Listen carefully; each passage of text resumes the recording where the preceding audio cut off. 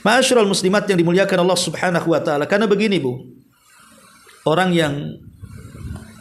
yang tidak berlebihan dalam makan dan minum, ya sederhanalah dalam makan dan minum. Kata para ulama, pertama manfaatnya bisa membersihkan hati dan mencerahkan pikiran. Sebab kalau orang sudah berlebihan makan Bu, hatinya tertutup, otaknya buntu, maunya tidur aja. Kemudian yang kedua, biasanya bisa meredam syahwat, dan emosi. Kemudian yang ketiga, orang yang senantiasa tidak berlebihan, dia tidak lupa dengan orang-orang yang mungkin dilanda kesusahan makan, kesusahan minum, seperti orang-orang yang berada dalam bencana. Ada bencana alam, akhirnya kemudian orang diungsikan di pengungsian, makan susah, minum susah. Lah kita bisa teringat ke situ kalau tidak berlebihan dalam makan itu. Ya, lebih besar lagi ya bisa memutuskan syahwat maksiat. Karena bagaimanapun orang yang lapar ini sedikit banyak tidur pun akan sulit dan akan lebih banyak terjaga, sehingga banyak waktu yang bisa digunakan untuk hal-hal yang bermanfaat, dan lebih daripada itu badan sehat, penyakit juga hilang. Termasuk berpakaian dan juga sedekah. Jangan sombong, karena bagaimanapun kalau berpakaian dan sedekah sombong itu menyakiti hati orang-orang fakir. Hati-hati orang-orang miskin pakai pakaian yang mahal-mahal gitu ya. Itu menyakiti hati-hati orang-orang fakir. Ingat bahwa Allah terkadang memberikan rizki itu karena ada keberadaan mereka. Kalau bukan karena keberadaan orang fakir di sekitar kita, mungkin kita tidak akan kaya. Maka dari sini beruntunglah orang-orang yang di sekelilingnya masih ada orang-orang fakir yang mendoakannya. Maka berbuat baiklah kepada mereka, minta doanya untuk supaya kita diberikan dan dimudahkan rizki kita. Termasuk sedekah. Sedekah itu tidak boleh dilakukan kecuali untuk Allah Subhanahu wa taala, bukan untuk kesombongan.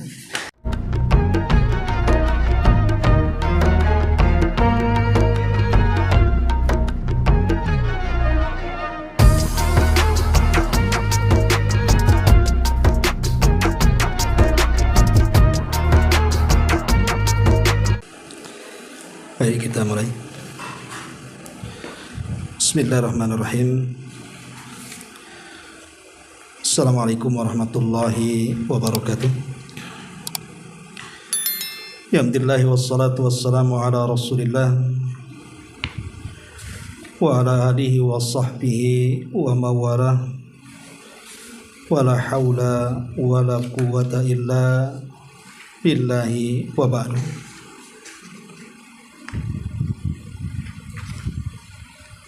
Baik, kita lanjutkan kajian kita, masih membahas kitab Bahjah Qulubil Abrar, kalam-kalam singkat tapi syarat dengan makna. Dan kita masuk pada halaman ke-304, poin ke-93. Adab-adab memutuskan perkara, di mana tidak boleh memutuskan perkara dalam kondisi badan penuh amarah. Baik, kita baca hadisnya. An Abi Bakrah radhiyallahu anhu qala, sami'tu Rasulullah sallallahu alaihi wasallam yaqul,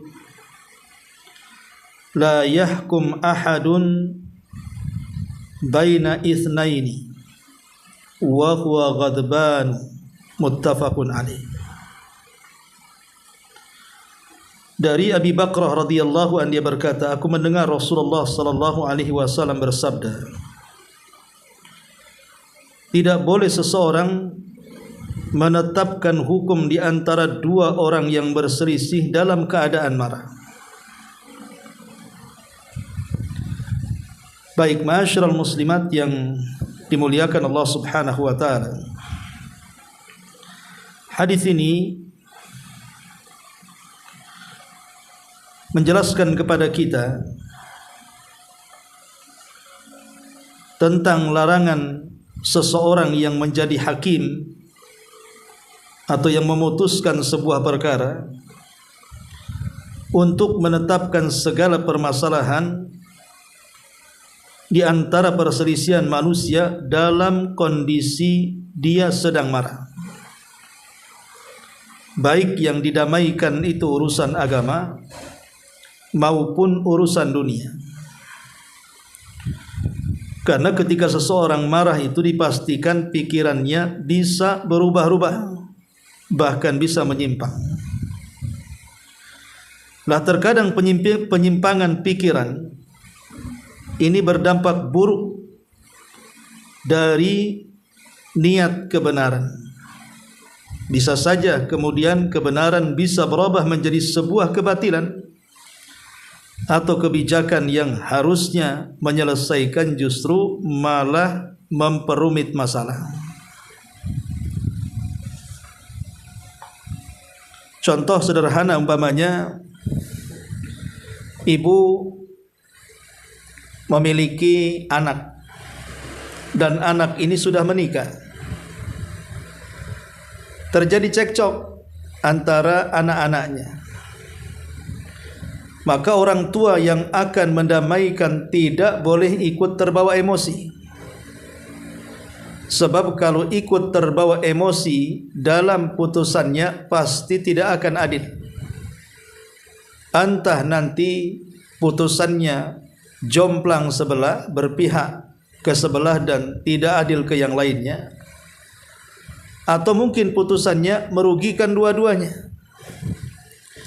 Makanya arahan Islam, seseorang itu kalau hendak membuat keputusan dalam menyelesaikan masalah orang yang sedang berselisih, harus dihadapi dengan sikap tenang.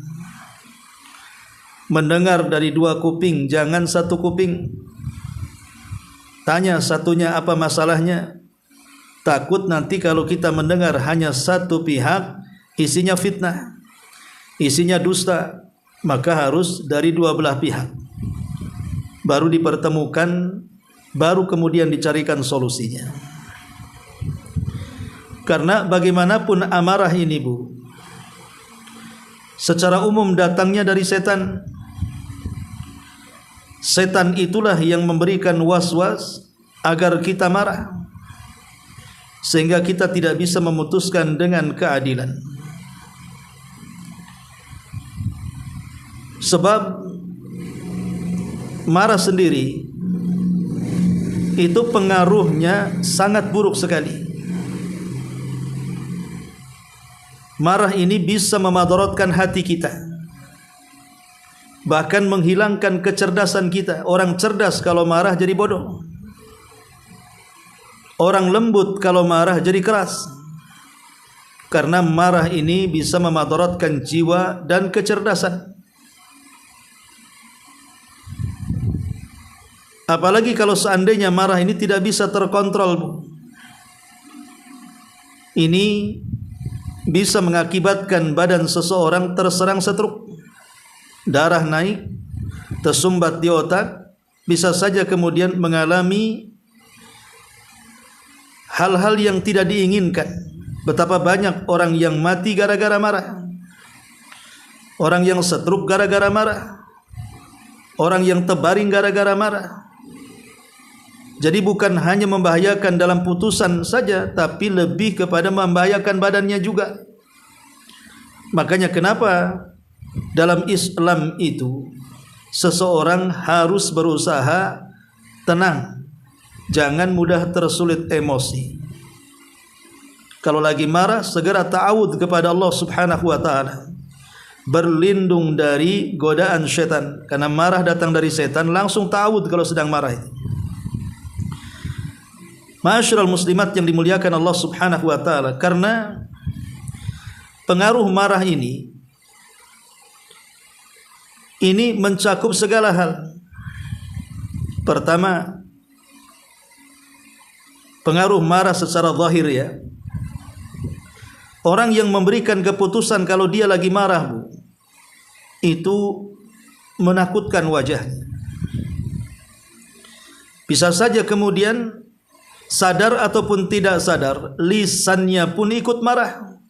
Akhirnya melontarkan kalimat-kalimat, sadar ataupun tidak, terkadang kalimat-kalimat itu bisa haram. Seperti celaan, makian, tuduhan, fitnahan, bulian, dan begitu seterusnya. Ataupun terkadang bukan hanya lisannya saja, bisa kepada perbuatan. Akibat marah ini bukan hanya lisannya saja yang ikut-ikutan melakukan yang diharamkan, terkadang sampai kepada perbuatan. Terkadang bisa mukul, terkadang bisa bunuh, terkadang bisa menyakiti orang, bisa melempar, dan begitu seterusnya. Lihatlah anak-anak itu dulu yang sekolah-sekolah itu, kadang-kadang kalau gurunya marah bisa dilempar dengan penghapus tuh. Kalau nggak kena nggak apa-apa, kalau kena masalah kan. Jadi bukan hanya lisan saja terpengaruh dengan marah, itu perbuatan pun bisa terpengaruh. Bahkan bukan hanya itu, hati seseorang saja bisa terpengaruh, goncang hatinya. Bahkan akalnya bisa tertutup tuh. Jadi hatinya goncang, akalnya tertutup, akhirnya mata tidak bisa melihat, telinga tidak bisa mendengar, otak pun tak bisa berpikir. Dari situlah terkadang orang marah kalau memutuskan, akhirnya putusannya tidak bijak, putusannya tidak adil, dan lebih banyak membahayakan dibandingkan manfaatnya. Makanya di sini Nabi SAW mengatakan, la yahkum ahadun baina itsnaini wa huwa ghadban. Tidak boleh seseorang yang sedang menetapkan hukum di antara dua orang dalam keadaan marah. Jadi kalau ibu sedang mendamaikan, usahakan ibu jangan marah, supaya ketika mendamaikan dengan ketenangan ibu bisa mengurai benang perselisihan. Tapi kalau ibu sedang marah, boleh jadi merugikan dua orang yang berselisih, ataupun ibu berpihak kepada salah satunya dan merugikan orang lainnya. Maka dari hadis ini banyak faedah ataupun arahan dari Nabi SAW agar kita senantiasa bersikap tenang. Bersikap tenang supaya menjaga kesehatan juga. Yang kedua, bisa menyelesaikan masalah. Sebab kalau hati tenang, pikiran terbuka, mata bisa melihat, kuping bisa mendengar, baru lisan memutuskannya. Baik, di sini pengarang memberikan beberapa faedah dari hadis ini. Hadis ini menjelaskan beberapa perkara, kata pengarang. Yang pertama, larangan bagi seorang hakim ataupun siapapun yang akan mendamaikan, memutuskan perkara, untuk menetapkan segala permasalahan di antara manusia dalam keadaan marah, baik dalam urusan agama maupun dunia. Sebab ketika seseorang marah, pikirannya bisa berubah dan bisa menyimpang. Penyimpangan pikiran ini berdampak buruk baginya dalam memikirkan kebenaran, dan berdampak buruk baginya dalam meniatkan kebenaran. Tujuan pokok seorang hakim dan penentu kebijakan yang lainnya adalah tercapainya kebenaran, baik dalam ilmu ataupun amalan. Artinya tujuan kita kalau disuruh untuk mendamaikan dua orang yang berselisih, baik dalam persidangan ataupun umumnya di masyarakat, atau orang tua ingin mendamaikan anak yang berselisih, atau ingin mendamaikan saudaranya, atau ingin mendamaikan orang tua dan tetangganya, dan begitu seterusnya, maka usahakan jangan marah, tenang, supaya kita bisa memandang dengan penuh keadilan, punya niat yang benar dan bisa membenarkan. Ini yang pertama. Yang kedua, hendaknya ia bersungguh-sungguh dalam menempuh sebab-sebab yang dapat memalingkan amarahnya atau meringankannya, seperti dengan sikap santun, sabar. Demikian pula berbesar hati terhadap sesuatu yang menimpanya, atau apa yang ia dengar dari orang yang berselisih. Sesungguhnya ini adalah bantuan besar untuk menolak amarah dan meringankannya. Begini ibu, risiko memang orang yang menghadapi orang yang sedang berselisih dan ibu menjadi pendamainya. Terkadang bu, ada orang yang mudah terpancing, niatnya sih ingin mendamaikan. Oh, dari rumah itu sudah tenang dan yakin bisa mendamaikan. Berangkatlah dia. Ketika sampai di lokasi ada dua orang yang sedang berselisih. Tiba-tiba salah satu dari dua orang ini mengucapkan kalimat kasar ke ibu. Kalau ibu tidak tenang, tidak sabar, pasti ibu akan terkena emosi juga. Dan itu banyak terjadi di masyarakat, Bu. Justru orang yang hendak mendamaikan, dia pula yang tidak bisa berdamai. Justru orang yang hendak mengislah, memperbaiki dua orang yang sedang berselisih, ikut pula dia dalam perselisihannya. Bukan menyelesaikan, malah meramaikan perselisihannya. Makanya perlu ketenangan. Dan kita juga harus tahu diri, kalau kita memang tidak bisa menyelesaikan, jangan diselesaikan. Minta bantuan orang lain. Makanya ini penting. Memang pahalanya besar orang yang mendamaikan orang itu. Tapi juga risikonya besar. Kalau kita terpancing dengan ucapan orang itu, kita bisa marah juga. Nah, ini yang harus dipahami. Sehingga memang harus ada kesungguhan untuk meredam amarah kita, untuk meredam amarah orang.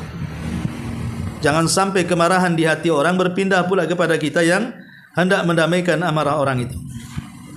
Kemudian yang ketiga, berdasarkan alasan ini, setiap perkara yang menghalangi seseorang untuk mengetahui kebenaran atau menuju kebenaran, maka hukumnya sama seperti hukum marah. Berdasarkan alasan ini, setiap perkara yang menghalangi seseorang untuk mengetahui kebenaran atau menuju kebenaran, maka hukumnya sama seperti hukum marah.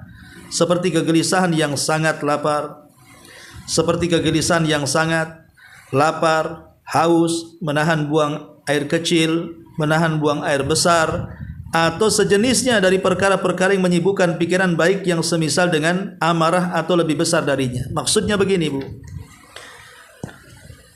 Seorang hakim atau seorang pendamai itu, kalau dalam hadis ini kan yang dilarang sedang marah, Bu. Bukan berarti sedang marah saja yang tidak boleh.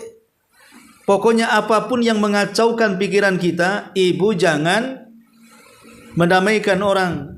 Contoh mamanya, ibu kebelet mau ke kamar mandi, mau kencing, mau berak, gitu ya, mau buang hajat. Kemudian ibu ditarik orang, ayo damaikan, ada orang yang berselisih itu. Gimana? Ibu aja satu sisi lagi ngeden, mau buang hajat, mau kencing, mau kebelet gitu ya. Di sisi lain ditarik-tarik mendamaikan orang, jangan mau, Bu. Karena ibu aja nggak fokus, memikirkan diri sendiri aja nggak fokus, gimana pula mendamaikan orang? Nanti sampai di lokasi malah masalah kan, Bu. Nanti kencing di celana, buang hajat di celana, malah berabe ya, malah nggak jelas jadinya.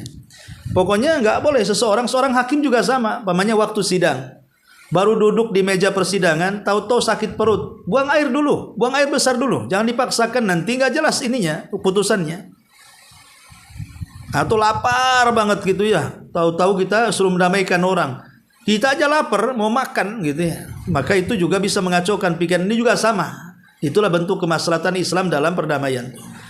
Kemudian yang keempat, larangan memberi hukum ketika marah dan yang sejenisnya itu tujuan manfaatnya adalah untuk orang lain. Sepantasnya bagi seorang hakim untuk tidak memutuskan satu hukum sampai ia mengetahui hukum syar'i secara umum dan tentang perkara tersebut dari seluruh aspeknya, lalu menerapkan hukum syar'i tersebut dengan baik. Maka dari sini seorang hakim membutuhkan 3 perkara. 1. Ilmu tentang langkah-langkah syar'i yang telah ditetapkan oleh syariat untuk menyelesaikan perselisihan dan memberikan hukum di antara manusia. Jadi orang yang memutuskan harus punya ilmu, Bu. Ada orang yang berselisih, berselisihnya tentang waris. Lah ibu tidak paham soal waris, ya percuma saja, Bu. Artinya kalau ibu mau mendamaikan orang yang berselisih waris, ibu harus paham masalah waris, sehingga ibu bisa membagi-bagi sesuai dengan yang ibu pahami dari hukum syar'i tentang waris. Ada orang yang bermasalah tentang masalah lahan, tanah gitu ya, maka ibu harus paham batas-batasnya dan begitu seterusnya, supaya ketika mengadili seseorang kita punya ilmu dan bisa mematahkan hujah orang yang kita adili. Yang kedua, memahami duduk perkara yang terjadi di antara dua orang yang bertikai. memahami gambaran yang sempurna tentangnya, membiarkan masing-masing dari keduanya mengemukakan alasan dan bukti-buktinya, serta menjelaskan permasalahannya dengan penjelasan yang sempurna. Kemudian jika telah tercapai hal tersebut dan dia telah mengetahui ilmunya, maka dia butuh kepada yang ketiga ini, yaitu tata cara penerapan dan pengaplikasiannya ke dalam hukum syariat. Maka ketika dia diberikan taufik untuk ketiga perkara ini dan dia menginginkan keadilan, niscaya dia akan diberikan taufik dan petunjuknya akan tetapi di saat hilang salah satunya maka akan terjadi kekeliruan dan kekacauan dalam hukum. Maksudnya yang kedua dan yang ketiga ini, Bu. Yang kedua ini maksudnya, kalau kita mengadili seseorang, jangan mendengar satu pihak, tapi dengar juga pihak yang lain. Ibu, pamannya anak ibu bermasalah dengan suaminya, ibu selaku orang tuanya, jangan mendengar curhatan dari anak kita saja. Bu, suami saya begini, kurang ajar, jahat, ini, itu, dan lain sebagainya. Sebab kalau ibu mendengar satu kuping, ibu bisa parah pendengarannya, bisa ikut marah dan emosi kan, Bu. Kurang ajar tuh si Anu itu sudah. Pasti dia akan emosi ya kalau hanya mendengar satu kuping. Tapi ibu bilang sabar-sabar nak, saya panggil suaminya, nanti saya tanya. Kemudian dipertemukan, kemudian apa benang putihnya yang bisa ditarik. Pasti kalau mendengar dari dua-duanya, Bu, terkadang apa yang dilaporkan salah atau terkadang dilaporkan benar, tetapi mendengar dari dua belah pihak itu sebuah keadilan. Karena dulu Nabi Daud pernah dihukum oleh Allah Azza wa Jalla gara-gara menghukumi satu pihak. Akhirnya kemudian dia bertobat kepada Allah Subhanahu wa taala. Kenapa kita harus mendengar dua belah pihak, Bu? Supaya kita bisa menerapkan hukum syar'inya seperti apa. Pamannya ada orang bertikai suami istri. Kemudian yang satu kokoh minta cerai, ya, yang satu kemudian mempertahankan cerai, tidak mau bercerai dan begitu seterusnya. Dengarkan dulu, Bu. Kira-kira mana yang benar, mana yang salah. Baru setelah tahu masalahnya, baru kita ukur dengan hukum Islam. Oh, hukum Islam seperti ini, hukum Islam seperti itu. Lah baru nanti akan mendapatkan keadilan dalam hukuman. Inilah diantara hadis tentang adab-adab memutuskan perkara. Baik, kita masuk pada bab ke-94 halaman 306-nya. Perhatikan bukunya. An Amr bin Syu'aib an abihi an jaddihi qala Rasulullah sallallahu alaihi wasallam kul washrab walbas wa tasaddaq min ghairi syarafin wala makhilatin. Rawahu Ahmad wa Abu Dawud wa allaqahu Al-Bukhari. Dari Amr bin Syu'aib, dari ayahnya, dari kakeknya, dia berkata, Rasul bersabda, makan, minum, berpakaianlah dan bersedekahlah tanpa berlebihan dan tanpa ada kesombongan. Di sini Nabi SAW menyebutkan 4 perkara. Pertama, makan. Yang kedua, minum. Yang ketiga, berpakaian. Dan yang keempat, sedekah. Kemudian Nabi mengatakan min ghairi sarafin wala makhila, tanpa berlebihan dan tanpa kesombongan. Maksudnya berlebihan dalam makan dan minum, maksudnya kesombongan dalam pakaian dan sedekah, itu maksudnya. Saya ulangi, min ghairi sarafin wala makhilah, tanpa berlebihan dan tanpa kesombongan. Maksudnya kalimat berlebihan mengacu kepada makan dan minum, kalimat kesombongan mengacu kepada pakaian dan sedekah. Seolah-olah Nabi SAW mengatakan, silahkan makan, silahkan minum, tapi jangan berlebihan. Jangan berlebihan. Karena bagaimanapun, Bu, makan yang berlebihan itu tidak baik dalam pencernaan dan tidak baik juga untuk ketaatan. Makan yang berlebihan itu. Makanya kenapa dahulu ada sahabat Ibnu Umar radhiyallahu anhuma, sebagaimana riwayat Nafi' yang dikeluarkan Bukhari Muslim. Jadi Nafi menceritakan Ibnu Umar, gurunya, dia tidak makan kecuali harus bersama orang miskin. Jadi Ibnu Umar tuh kalau makan, nanti dia minta sama Nafi, carikan orang miskin kemari biar makan bersama saya. Satu hari Nafi ini malah memasukkan seseorang yang makannya banyak sekali. Jadi satu hari Nafi mengajak orang karena disangkanya dia orang miskin. Kemudian diajak ke rumah Ibnu Umar. Kemudian makan dengan Ibnu Umar. Ibnu Umar kaget. Rupanya orang yang diajak Nafi ini banyak makannya. Banyak sekali makannya, ngabisin makanan, tekor. Jadi Ibnu Umar mengatakan, ya Nafi, la tudkhil hadha alayya. Wahai Nafi, jangan sekali-kali kau masukkan lagi orang ini bersama saya, katanya. Jangan kau masukkan lagi orang yang banyak makan ini ke rumah saya, katanya. Karena aku mendengar Nabi SAW bersabda, al-mu'min ya'kul fi mi'an wahidin wal kafiru ya'kulu fi sab'ati am'a. Seorang mukmin ini dia makan di satu maidah, tempat makan dalam perutnya cuman satu. Tapi perutnya orang kafir ini bisa sampai 7. Sehingga orang kafir itu banyak makan. Orang Islam itu sedikit makan karena perutnya cuma satu. Kalau orang kafir perutnya sampai 7. Jadi Ibnu Umar mengatakan, ingat seorang mukmin itu cuma punya satu perut, tapi orang kafir itu perutnya bisa sampai 7. Seolah-olah Ibnu Umar mengatakan, orang yang hobi makan itu kebiasaan orang kafir. Orang yang hobi makan aja itu kebiasaan orang-orang kafir yang perutnya bukan satu, 7 perut. Ya. Maka hati-hati. Makan itu silahkan, tapi jangan kemudian dijadikan hobi. Terus saja menjadi ratu kuliner bahasanya ya. Semua dicoba, semua dicicip, semua dimakan. Sampai akhirnya kemudian kekenyangan, malas ibadah. Karena bagaimanapun syahwat perut ini, Bu, ini bisa menghancurkan segalanya. Syahwat perut ini bisa menghancurkan segalanya. Karena banyaknya penyakit, baik penyakit hati atau penyakit badan, itu disebabkan karena syahwat perut.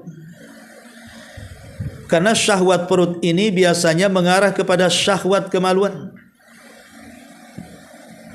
Lihat, gara-gara syahwat perut, akhirnya orang berebut dengan jabatan, berebut dengan harta, berebut dengan kekayaan, sikut kanan, sikut kiri, sundul atas, injak bawah, macam-macam. Ya, pokoknya yang penting halal. Itu akibat daripada fitnah perut. Dan juga syahwat perut ini bukan hanya mengakibatkan kerusakan secara badan, bahkan hati juga rusak. Karena munculnya riya, munculnya hasad, munculnya sombong, munculnya berbangga-bangga, dan begitu seterusnya. Itu diakibatkan syahwat perut kita. Makanya kenapa Nabi SAW di sini mengatakan silakan makan, silakan minum, tapi jangan berlebihan. Kalau memang cukup untuk 2-3 orang makan, ya sudah. Jangan pula orangnya 2 orang tapi beli makan satu kampung. Yang dimakan sedikit, yang dibuang banyak. Israf, tidak boleh. Itu bagian daripada amal syaitan. Ataupun kata Nabi SAW di sini, berpakaian dan juga sedekah jangan sombong. Ya, jangan sampai pakaian kita ini membuat kesombongan, seperti laki-laki yang isbal. Itu dianggap sombong. Ya. Ataupun menggunakan pakaian-pakaian yang orang di situ tidak memakainya, dia pakai sendiri, akhirnya pandangan orang tertuju kepada dia. Ataupun pakaian-pakaian yang tidak menutup aurat, atau pakaian-pakaian yang tasyabuh dengan orang kafir, atau tasyabuh dengan lawan jenis, dan begitu seterusnya, maka tidak boleh sombong. Begitu juga sedekah. Banyak orang yang bersedekah itu hanya untuk mencari nama, hanya untuk kesombongan saja, hanya untuk takabur dan ujub saja. Maka Nabi SAW menjelaskan di sini, silahkan makan dan minum, jangan berlebihan. Silahkan berpakaian dan sedekah, jangan pula sombong. Kul washrab walbas wa tasaddaq min ghairi sarafin wala makhilah. Makan, minum, berpakaian, bersedekah tanpa berlebihan dan tanpa kesombongan. Dan ini semakna dengan firman Allah Azza wa Jal di dalam Al-Quran, kulu washrabu wala tusrifu. Makanlah, minumlah, jangan sampai berlebihan. Ma'asyiral muslimat yang dimuliakan Allah Subhanahu wa taala. Karena begini, Bu. Orang yang tidak berlebihan dalam makan dan minum, ya sederhanalah dalam makan dan minum. Kata para ulama, pertama manfaatnya bisa membersihkan hati dan mencerahkan pikiran. Sebab kalau orang sudah berlebihan makan, Bu, hatinya tertutup, otaknya buntu, maunya tidur aja. Ya. Kemudian yang kedua, biasanya bisa meredam syahwat, bisa meredam syahwat dan emosi. Kemudian yang ketiga, orang yang senantiasa tidak berlebihan, dia tidak lupa dengan orang-orang yang mungkin dilanda kesusahan makan, kesusahan minum, seperti orang-orang yang berada dalam bencana. Ada bencana alam, akhirnya kemudian orang diungsikan di pengungsian, makan susah, minum susah. Lah kita bisa teringat ke situ kalau tidak berlebihan dalam makan itu. Ya, lebih besar lagi ya bisa memutuskan syahwat maksiat. Karena bagaimanapun orang yang lapar ini sedikit banyak tidur pun akan sulit dan akan lebih banyak terjaga, sehingga banyak waktu yang bisa digunakan untuk hal-hal yang bermanfaat, dan lebih daripada itu badan sehat, penyakit juga hilang. Termasuk berpakaian dan juga sedekah. Jangan sombong, karena bagaimanapun kalau berpakaian dan sedekah sombong itu menyakiti hati orang-orang fakir. Hati-hati orang-orang miskin pakai pakaian yang mahal-mahal gitu ya. Itu menyakiti hati-hati orang-orang fakir. Ingat bahwa Allah terkadang memberikan rizki itu karena ada keberadaan mereka. Kalau bukan karena keberadaan orang fakir di sekitar kita, mungkin kita tidak akan kaya. Maka dari sini beruntunglah orang-orang yang di sekelilingnya masih ada orang-orang fakir yang mendoakannya. Maka berbuat baiklah kepada mereka, minta doanya untuk supaya kita diberikan dan dimudahkan rizki kita. Termasuk sedekah. Sedekah itu tidak boleh dilakukan kecuali untuk Allah Subhanahu wa taala, bukan untuk kesombongan. Baik, inilah secara ringkas tentang dua bab yang bisa saya sampaikan. Sebelum saya tutup, silakan kalau ada yang bertanya.